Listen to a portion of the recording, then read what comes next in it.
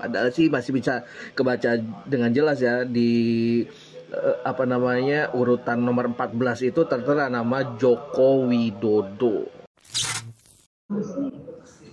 Nah, ini Fakultas Kehutanannya ini nih. Malah main detektifan.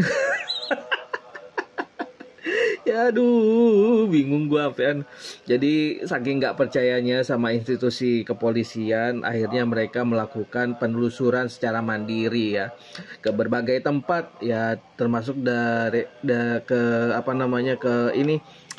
ke kedaulatan rakyat percetakannya, terus ke Kecamatan Wonosegoro tempatnya Pak Jokowi KKN, terus tempatnya Pak Kasmujo juga yang ini malah makin bikin terang benderang sih sebenarnya. Bagaimana tidak ketika di video tersebut yang ketika menelusuri di kedaulatan rakyat malah Lismon gua rasa tidak mendapatkan apa-apa, malah mendapatkan fakta senyata-nyatanya ternyata Pak Jokowi memang terdaftar dan terpublikasi sebagai mahasiswa UGM yang diterima di UGM di Fakultas Kehutanan. Di halaman berapa? Di halaman berapa Pak penerimaan nama Pak Jokowi Pak? Iya, nggak usah dimasukkan. Kamu cari halaman ini dari sini nih, geser nih. Iya. Nah, terus. Next. Nah, terus. Ini tanggal berapa? Ini sudah tanggal 2. Tanggal 18 Juli. 18. Juli. Oh, 18. 18 Juli. Itu Oke. 18 itu. 16. Ini masih tanggal 16. Oh, Rabu-Rabu itu Jumat. Kita cari tanggal 18 ya. 18 Juli. Nah, itu dia. Seribu.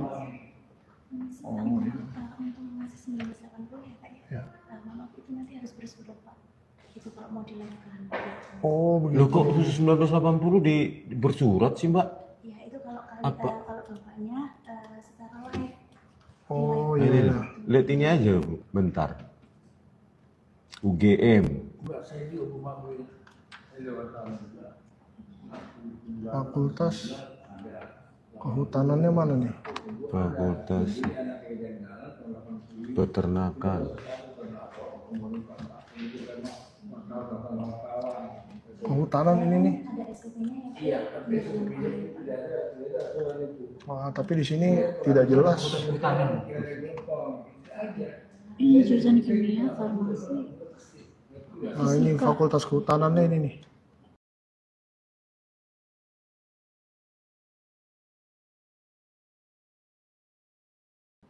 Ini kok percaya? Ya, tapi pecah sekali nih. Sekali. Nggak jelas. Nggak kelihatan font. Ini waktu nyekennya kok kabur ya? Iya. Tapi kok di situ bagus ya? Nah, itu dia. Ini ada Mana lebih bagus di ini ada Joko Widodonya nih. Oh. Ini ada Tapi Joko apa Widodo. jurusannya? Oh, Fakultas Kehutanan aja ya, nggak pakai. Iya, iya. Bukan maksudnya. Joko Widodonya ada nih. Iya. Seseorang bernama Joko. Seseorang bernama Joko Widodo. Iya. Tapi nggak ada D3 atau D berapa ya? Nggak ada, Sarjana ya? hanya tulisan Fakultas Kehutanannya saja. Terus ada nomornya ini. Nomor. Coba dekat nama. 1185 sekian tuh. Banyak orang. Oke. Oke, versi digital ya sayangnya ya. Versi digitalnya ada. Dan itu aja dia juga masih berkelit. Waduh, kok nggak ada aslinya ya? Cuman ada digitalnya lah. Harusnya lu seneng, lu kan ahli digital forensik. Lah kok malah ngeluh nggak ada aslinya. Aduh, gimana sih? Dibilang masih nggak percaya, bilangnya gini. Ini adalah seseorang yang namanya Joko Widodo dan sayang banget gitu ya, fotonya ngeblur. Padahal sih masih bisa kebaca dengan jelas ya di urutan nomor 14 itu tertera nama Joko Widodo. Nah, itu dia. Terus kemarin juga yang ke desa KKN-nya di Kecamatan Wonosegoro itu kan Rismon juga sempat melontarkan ya bahwa katanya desa yang dimaksud baru lahir tahun 2007. Padahal Wonosegoro itu bukan desa, kecamatan, dan itu juga udah dibantah ya. Pak Jokowi itu di desa Ketoyan kalau nggak salah, dan itu juga udah dibantah sama sekdesnya juga. Itu beritanya juga udah ada klarifikasinya. Sekretaris Desa Sekdes Ketoyan, Kecamatan Wonosegoro, Kabupaten Boyolali, Tovan Bangkit Sanjaya, tegas membantah pernyataan ahli digital forensik Rismon Sianipar yang menyebut Desa Ketoyan baru terbentuk awal 2000-an. Pernyataan tersebut dinilai menyesatkan dan tidak sesuai fakta sejarah. Pernyataan Rismon sebelumnya dilontarkan dalam konteks keraguannya terhadap keaslian ijazah Presiden Joko Widodo dan kegiatan kuliah kerja nyata KKN fiktif yang disebut-sebut berlangsung di Kecamatan Wonosegoro. Namun, berdasarkan penelusuran tribunsolo.com, Jokowi diketahui benar pernah melakukan KKN di Desa Ketoyan, Kecamatan Wonosegoro, Boyolali. Menanggapi klaim Rismon, Sekdes Tovan Bangkit Sanjaya menunjukkan sejumlah dokumen otentik yang membuktikan bahwa Desa Ketoyan sudah ada sejak tahun 1954. Dan yang terakhir dia juga ke tempatnya Pak Kasmujo. Yang menarik adalah bagaimana ekspresi Pak Kasmujo ketakutan ketika Rismon ini datang ke tempat kediaman beliau. Pak Kasmujo juga tidak menyangka bahwa Rismon sampai ke rumahnya. Mungkin juga kaget juga ya Pak Kasmujo karena tidak ada konfirmasi apapun, tidak ada pemberitaan apapun atau pemberitahuan apapun bahwa Rismon dan tim itu bakal ke sana. Dan terlihat jelas banget Pak Kasmujo itu lagi sakit, terlihat dari mukanya yang ada apa namanya penutup luka gitu, dan merasa heran dan kaget dan ketakutan, dan beliau juga tidak bersedia ketika ingin diwawancara sama Rismon, dan sudah menyerahkan semuanya ke UGM, tapi Rismon tuh tetap kekeh gitu ya untuk ingin mewawancarai Pak Kasmujo yang sudah tua, udah sakit, lagi sakit, dan dipaksa untuk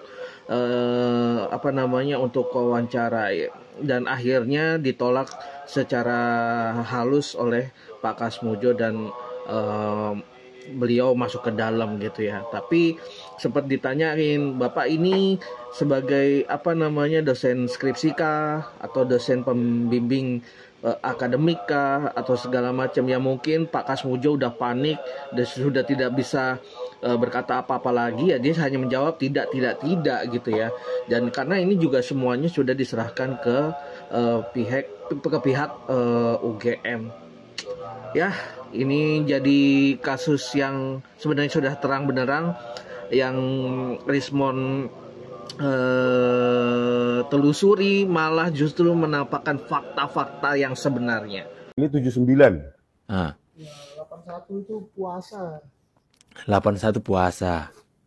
Pakai 23 puasa. Oh, itulah. Sabtu. Berarti tidak konsisten ya. Coba lihat. Sabtu lagi 4 Juli 1981. Dua puasa 1913. Terus halaman lainnya juga begitu. Halaman lainnya pun begitu nih. Random aja ya. 7 puasa. Berarti selama 2 tahun mereka itu error itu menulis. Error. Itu kebodohan nih hostnya Santana TV kayak gitu. Kamis lagi 9 Juli 1981. 7 puasa 1913. Di tahun 81 pun puasa, tapi tahun 82 tadi sudah pasal lagi. Pasal lagi ya. Oke. Puasa semuanya. Jadi inkonsisten. Redaksi Puasa. Redaksi katanya inkonsisten. 1981 puasa. 1979 pasah. 82 pun pasah, bro. Jadi jangan dibilang boleh puasa boleh pasah. Itu enggak benar itu ternyata. Ya. Tanggal 4 Juli 1981, 2 puasa 1913. Ya, tanggal 4 Juli 1981 dalam penanggalan Jawa bertepatan dengan 2 Pasa 1913 Jawa, hari Sabtu atau Pahing. Ya, lihat ya. 4 Juli 2 Pasa 1913, Wuku Tolu Neptu 18. Nah, penjelasan detail soal kenapa ada puasa. Padahal itu sebenarnya adalah tahun 2 Pasa. Nah, penjelasan detail. Pasa adalah nama bulan ke-9 dalam kalender Jawa. Sering disetarakan dengan Ramadan secara simbolik, tapi tidak selalu bersamaan dengan bulan puasa Islam.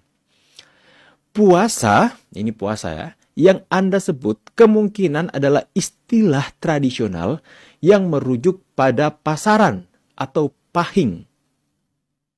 Dengar teman-teman ya, pasti ada sejarawan tradisional Jawa soal kalender Jawa yang bisa menjelaskan lebih detail dari ini. Tapi ini secara garis besar kemungkinan kenapa ada puasa, kenapa ada pasa. Dalam beberapa sumber tradisi lama, terutama kalender cetak tua atau komunitas kejawen. Pertanyaannya, apa Rismon itu ada keturunan Jawa? Apa yang diajak itu orang Jawa yang mengerti sejarah ya? Dalam beberapa sumber tradisi lama, pasaran pahing kadang disebut juga puasa. Jadi, 2 Puasa 1913 dapat diartikan sebagai tanggal 2 bulan Pasa tahun Jawa 1913 dan pada pasaran pahing. Seperti itu teman-teman. Ya, Sabtu Pahing penjelasan lengkap, bahkan di sini jelaskan dengan sangat lengkap teman-teman ya. Dan bisa kita baca, dan mungkin ada orang yang bisa menjelaskan secara detail soal ini. Gimana? Apa masih meragukan? Padahal sudah diberikan fakta yang membelalakkan mata. Tapi karena hatinya sudah tertutup dan memakai kacamata kuda, ya sudah tidak akan percaya.